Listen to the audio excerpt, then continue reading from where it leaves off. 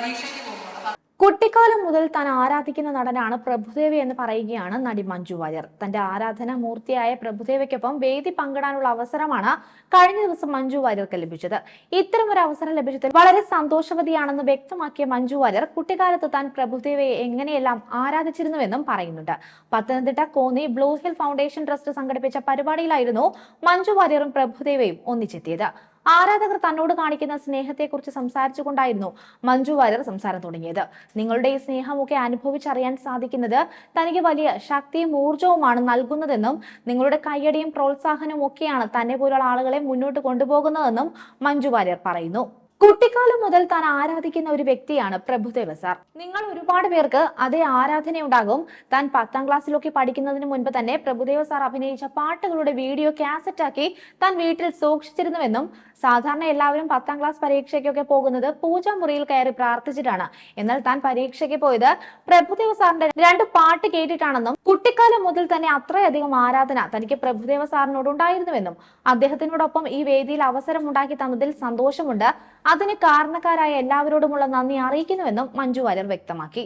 ഞാൻ 10ാം ക്ലാസ്സിലൊക്കെ പഠിക്കുന്ന സമയത്ത് അതിനു മുമ്പേ പ്രഭുദേവ സാർ അഭിനയിച്ച പാട്ടുകളുടെ ഒരു വീഡിയോ കാസറ്റ് ഞാൻ ഉണ്ടാക്കി ഞാൻ എൻ്റെ വീട്ടിൽ സൂക്ഷിച്ചിരുന്നു. 10ാം ക്ലാസ് പരീക്ഷയ്ക്ക് പോകുന്നതിന് മുമ്പ് സാധാരണ നമ്മൾ പൂജാമുറിയിൽ കയറി പ്രാർത്ഥിച്ചിട്ടാണ് പോകാം. പക്ഷെ ഞാനൊരു 2 പാട്ട് പ്രഭുദേവ സാർ വീഡിയോ കണ്ടിട്ടാണ് ഞാൻ പരീക്ഷയ്ക്ക് പോകുന്നത്. അപ്പം അത്രയും ആരാധനയും കുട്ടിക്കാലം തൊട്ടുള്ള ഒരു മനസ്സിൽ ഞാൻ ആരാധിക്കുന്ന ഒരു വ്യക്തിയാണ് പ്രഭുദേവ സാർ.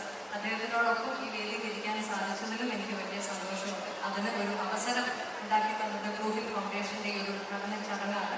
ശ്രീ ജോബിക്കും ഈ ചടങ്ങിലേക്ക് സ്നേഹപൂർവ്വം ക്ഷണിച്ചത് സിനുവാണ്. അപ്പം അദ്ദേഹത്തിനും ശ്രീ ജോബിയുടെ കുടുംബത്തിനും മാഡത്തിനും എല്ലാവർക്കും സ്നേഹം നിറഞ്ഞ ആശംസകൾ അറിയിക്കുന്നു. എല്ലാവർക്കും ആരോഗ്യവും മനസ്സമാധാനവും ഉള്ള ഒരു ജീവിതം ഉണ്ടാകട്ടെ എന്ന് പ്രാർത്ഥിക്കുന്നു.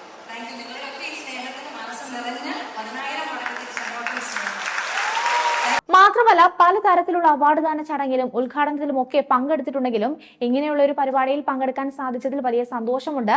ജീവിച്ചിരിക്കുമ്പോൾ മറ്റുള്ളവരെ കൊണ്ട് നല്ലത് പറയിക്കാനും മറ്റുള്ളവർക്ക് വേണ്ടി നല്ലത് ചെയ്യാനും ഒന്ന് വിചാരിച്ചാൽ നമുക്ക് എല്ലാവർക്കും സാധിക്കും. മരിച്ചു കഴിഞ്ഞാലും ആളുകൾ നല്ല രീതിയിൽ ഓർമ്മിക്കപ്പെടുന്നത് പുണ്യജന്മങ്ങൾക്ക് മാത്രമേ സാധിക്കൂവെന്നാണ് താൻ വിശ്വസിക്കുന്നതെന്നും സാമുവൽ വർഗീസ് എന്ന വ്യക്തി എങ്ങനെയാണ് ജീവിച്ചിരുന്നത്, ആളുകളിൽ അദ്ദേഹം എങ്ങനെയാണ് സ്വാധീനം ചെലുത്തിയതെന്ന് ഇവിടെ കൂടിയ ആളുകളിൽ നിന്ന് വ്യക്തമാണെന്നും താരം വ്യക്തമാക്കി.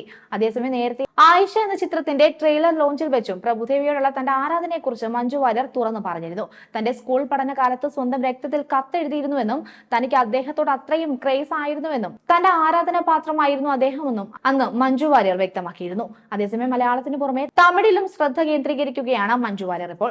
ധനുഷിനൊപ്പം അഭിനയിച്ച അസുരനായിരുന്നു ആദ്യ ചിത്രം. രജനീകാന്തിന്റെ വേട്ടയനാണ് മഞ്ജു വാര്യരുടേതായി വരാനിരിക്കുന്ന 2ാമത്തെ തമിഴ് ചിത്രം. അതോടൊപ്പം തന്നെ വിടുതലൈ പാർട്ട് 2-വിൽ ശ്രദ്ധേയമായ കഥാപാത്രത്തെ മഞ്ജു വാര്യർ അവതരിപ്പിക്കുന്നുണ്ട്. ഒക്ടോബർ 10-നാണ് വേട്ടയൻ റിലീസ് ചെയ്യുന്നത്. TJ ജ്ഞാനവേലൻ സംവിധാനം ചെയ്യുന്ന ചിത്രത്തിൽ അമിതാഭ് ബച്ചൻ, ഫഹദ് ഫാസിൽ, റാണ തെഗുപതി, ഋതിക സിംഗ്, തുഷാര വിജയൻ, അഭിരാമി തുടങ്ങിയ വമ്പൻ താരനിര തന്നെ അണിനിരക്കുന്നുണ്ട്. മഞ്ജു വാര്യരുടെയും ഫഹദിന്റെയും 3ാമത്തെ തമിഴ് സിനിമ കൂടിയാണ് വേട്ടയൻ. അഭിനയ രംഗത്തേക്കുള്ള തന്റെ 2ാം വരവിൽ അഭിമാനകരമായ നേട്ടങ്ങളാണ് മഞ്ജു വാര്യർ സ്വന്തമാക്കിയത്. എല്ലാവർക്കും നമസ്കാരം, സ്നേഹം നിറഞ്ഞ നമസ്കാരം. ഈ സ്നേഹമൊക്കെ നേരിട്ട് അനുഭവിച്ചറിയാൻ സാധിക്കുന്നതൊക്കെ എനിക്ക് ഭയങ്കരമായിട്ട് ശക്തിയും എനർജിയും ഒക്കെ തരുന്നതാണ്. നിങ്ങളുടെ കയ്യടിയും പ്രാർത്ഥനയും പ്രോത്സാഹനവും ഒക്കെയാണ് എന്നെ പോലെയുള്ള ആളുകളെ മുന്നോട്ട് കൊണ്ടുപോകാൻ ഏറ്റവും വലിയ ശക്തി തരുന്നത്. ഇവിടെ വന്ന് വീണ്ടും ഇത്രയും സാധാരണ പ്രഭു സാർ പറഞ്ഞതുപോലെ പലതരത്തിലുള്ള ഉദ്ഘാടന ചടങ്ങുകളിലും അവാർഡ് ദാന ചടങ്ങുകളിലും ഒക്കെ പങ്കെടുത്തിട്ടുണ്ടെങ്കിലും ഇങ്ങനെയുള്ള ഈ തരത്തിലുള്ള ഒരു സായാഹ്നത്തിൽ പങ്കെടുക്കുന്നതിൽ ഒരു പ്രത്യേക സന്തോഷമുണ്ട്.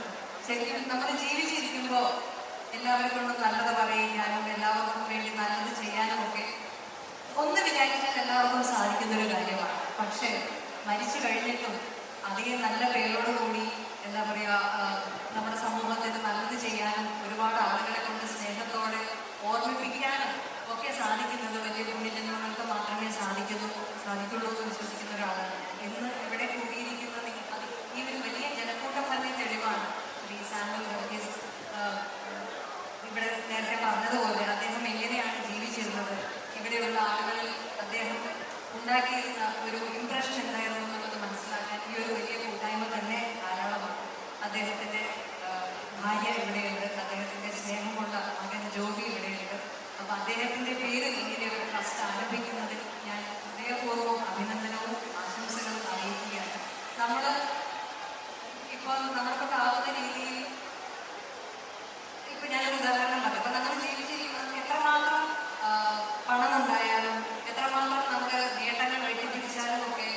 നിന്ന് കിട്ടുന്ന സന്തോഷം ഒരു പരിധിയുണ്ട്. പക്ഷേ നമ്മളുടെ ഒരു സഹജീവിക്ക് ഒരു ഉപകാരം ചെയ്യുക, നമ്മൾ കാരണം മറ്റൊരാളുടെ മുഖത്തൊരു പുഞ്ചിരി വിടുക എന്ന് പറയുമ്പോൾ അതിലും വലിയൊരു പുണ്യം ഈ ലോകത്ത് തന്നെ ഉണ്ടാവില്ലെന്നാണ് ഞാൻ വിശ്വസിക്കുന്നത്. അപ്പൊ അതിന് തന്നെ ഏറ്റവും വലിയ ഒരു സ്നേഹമുള്ള ഒരു മകന്റെ കടമയാണ് ശ്രീ ജോബി ഇവിടെ നിർവഹിച്ചിരിക്കുന്നതെന്ന് എനിക്ക് തീർച്ചയായിട്ടും അദ്ദേഹത്തിന് അത് ഉറപ്പോടെ അത് വിശ്വസിക്കുകയും ചെയ്യാം. ഇനി ഈ ഒരു പ്രവർത്തനങ്ങളും ഒക്കെ ഒരുപാട് വർഷങ്ങളോളം ഒരുപാട് പേർക്ക് നന്മ ചെയ്തതുകൊണ്ട്, ഒരുപാട് കുടുംബങ്ങളിൽ വലിയ ആശ്വാസം പകർന്നുകൊണ്ട് ഈ ഒരു ബ്ലൂ ഹിൽ ഫൗണ്ടേഷൻ വലിയ രീതിയിൽ ഉയർന്നു വരട്ടെ എന്ന് വളരെ ആത്മാർത്ഥമായി ഞാൻ പ്രാർത്ഥിക്കുകയാണ്. പ്രത്യേകിച്ച് കുഞ്ഞുങ്ങളുടെ ഒരുപാട് വിദ്യാഭ്യാസ ചെലവുകളും ഒരുപാട് കാര്യങ്ങൾ കുഞ്ഞുങ്ങളുടെ ഏറ്റെടുക്കുന്നുണ്ടെന്ന് ഞാൻ ഒരുപാട് സ്വപ്നത്തോടെ ജീവിച്ചു തുടങ്ങുന്ന കുഞ്ഞുങ്ങളുണ്ട്. അവർക്ക് വേണ്ടി ഒന്നും ചെയ്യാൻ സാധിക്കാതെ കഷ്ടപ്പെടുന്ന സങ്കടപ്പെടുന്ന അച്ഛനമ്മമാരുണ്ട്. അപ്പം അവരുടെയൊക്കെ സങ്കടത്തിന് വലിയ ഒരു ആശ്വാസമായിരിക്കും ബ്ലൂ ഹിൽ ഫൗണ്ടേഷൻ്റെ ഈ പ്രവർത്തനം. അതുകൊണ്ട് എല്ലാവിധ നന്മകളും ആശംസകളും ബ്ലൂ ഹിൽ ഫൗണ്ടേഷനും. സ്നേഹം നിറഞ്ഞ പത്തനംതിട്ട ഈ നാടിന്റെ പേര് ഞാൻ വീണ്ടും പറഞ്ഞു. അല്ല, തോന്നിയല്ല, അട്ടശാഖ നിവാസികൾ നിങ്ങൾക്ക് എല്ലാവർക്കും കേരളവും കടന്ന് ഇന്ത്യ മുഴുവൻ അറിയപ്പെടുന്ന ഒരു വലിയ ഒരു സംഘടനയായി, ഒരു ചാരിറ്റബിൾ ഒരു ഓർഗനൈസേഷനായി ബ്ലൂ ഹിൽ ഫൗണ്ടേഷൻ വളരട്ടെ എന്ന് ആശംസിക്കുന്നു. അതിലും വലിയ എനിക്ക് സന്തോഷം പറയാനുള്ളത്, ഇന്ന് ഈ വേദിയിൽ ഞാൻ ഇവിടെ വേദിയിലിരിക്കുന്ന പ്രഭുദേവാ സാറിനെ കുറിച്ച് എനിക്ക് പറയാതെ നിർത്താൻ നിവൃത്തിയില്ല. കാരണം എന്നെക്കുറിച്ച് അറിയാവുന്ന എൻ്റെ അഭിമുഖങ്ങളോ എവിടെയെങ്കിലും വായിച്ചിട്ടുള്ളവർക്ക് എല്ലാവർക്കും അറിയാം പ്രഭുദേവാ സാറിനോട് എനിക്ക് കുട്ടിക്കാലത്ത് തൊട്ടുള്ള ഒരു ആരാധന എന്ന് പറയുന്നത്. അത് നിങ്ങൾക്ക് ഒരുപാട് പേർക്ക് ഇങ്ങനെ കാണും.